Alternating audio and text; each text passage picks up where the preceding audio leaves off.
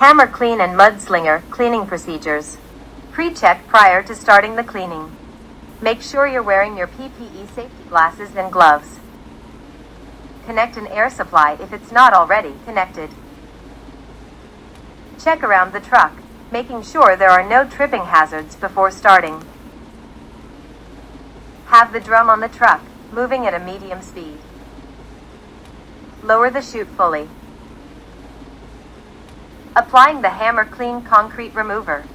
Be sure that the yellow selector valve on the cleaning solution tank is turned to Hammer Clean. With the drum moving at a medium speed, start at the chute and work your way towards the cab of the truck while applying the foam.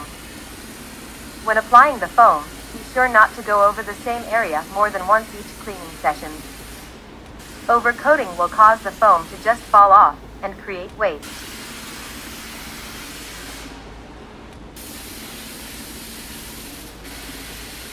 Apply foam to the chute system, covering the complete system. Mud slinger gets foamed on for a minimum of 20 to 30 minutes and then gets washed off with water or a pressure washer if available. Apply foam to the drum using even strokes.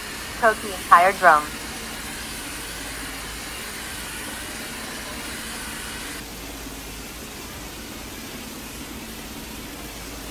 Coat the fenders. Coat the wheel wells. Try to not get foam on the tires.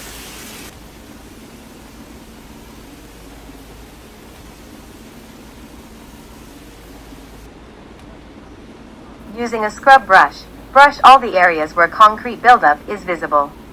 Note: if a truck has heavy concrete buildup, it will take several cleanings to remove all of the concrete from the truck. Allow the foam to sit for at least 15 to 30 minutes before further steps. This will give the product the time needed to work properly.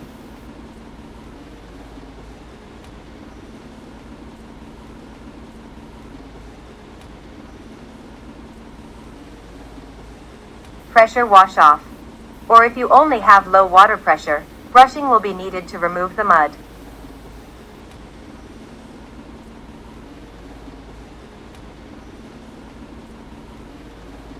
Wash the truck thoroughly, making sure to remove all traces of either Hammer Clean or mud slinger foam.